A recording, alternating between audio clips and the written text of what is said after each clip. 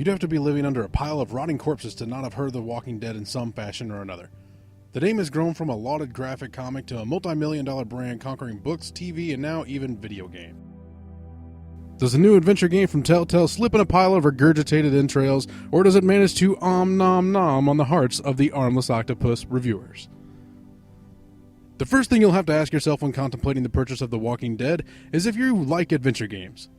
If you don't know what an adventure game is, first thing you need to do is stop yelling hateful racist things into your microphone over Xbox Live because you're likely a 6-year-old bro gamer. Secondly, you'll need to learn that adventure games are a much different breed of experience than your traditional games. Now, if you're a gamer who doesn't like adventure games, The Walking Dead is not likely to change your mind. As with most games in the genre, you should really look at The Walking Dead as an interactive story more than a game with traditional gameplay.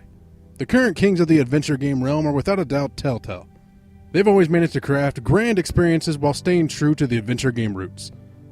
If you've ever been interested in adventure games before and have never been sure where to jump into the genre, The Walking Dead is the place to jump in.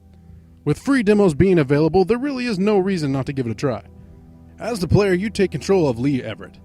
I would elaborate, but the story is the real reason you play an adventure game, and The Walking Dead is no different. For that reason, I'll spare you all the juicy pus-covered details.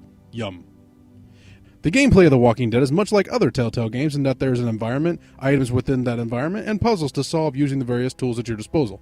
The formula is simple enough, but the masters at Telltale know how to use these design conventions and keep them fresh and engaging through the entire length of the episode. Even the length of the episode feels just right with not being too long or too short. Adventure games tend to feel more labored and boring if you make them too long. The experience for episode 1 weighs in at about 3 to 4 hours, and that feels absolutely perfect, especially coupled with the fact that the game is only $5. Another point of interest is the game's branching paths depending on conversation choices. The game chooses to tell you when you've made a decision that will affect the way the story plays out. While some may argue that this takes the player out of the game or that it makes the non-decision conversations pointless and irrelevant, I personally think that it's a great feature that will help seeing the entire story on multiple playthroughs much easier. And if you feel this is something that would turn you off of the game, it's important to mention that there is an option to turn those notifications off. One option that is not, however, available is the ability to invert the axis on the aiming device. I know it's not exactly Call of Duty, but how do you release a game where you have any kind of aiming device or camera control and not offer the ability to invert controls? Since inversion is such a huge point of contention with a lot of gamers, I can't imagine that this was some kind of oversight, but a conscious decision by Telltale to leave it out of the game. Now, the visuals of the game are spot on, creating a very stylized world that looks great while providing the details where it really counts. There are a few ugly models and textures in the game though, such as low-res trees and the hair on the zombie models, but I imagine this was a sacrifice that needed to be made in order to reach all of the platforms that the game is being offered for. The game has so many target platforms that I'm pretty sure The Walking Dead will be playable on a toaster near you before the year is over. There are a few performance issues as well that are worth mentioning. Sometimes when in a confrontation or action scene, the system kind of chugs and hitches from shot to shot like an old FMV video game of the 80s and 90s.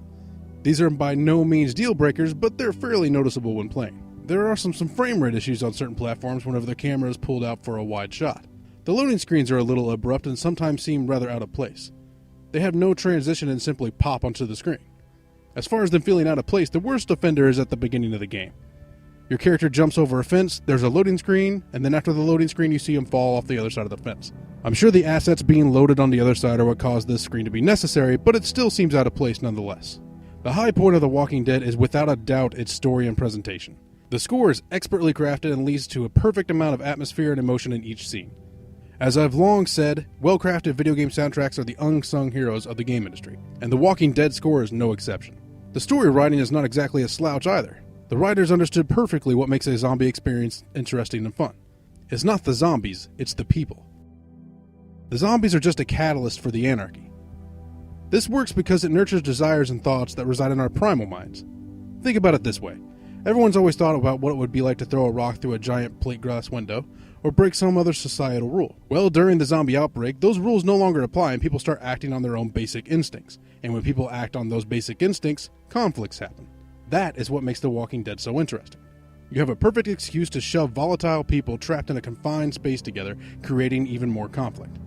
The script and voice acting are top-notch, so the dialogue runs the gamut of funny lines that make you chuckle to moments of genuine emotion.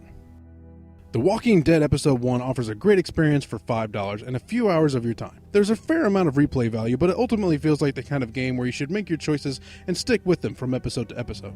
The worst thing about The Walking Dead Episode 1 is having to wait for Episode 2. Telltale's Walking Dead gets a 5 out of 5.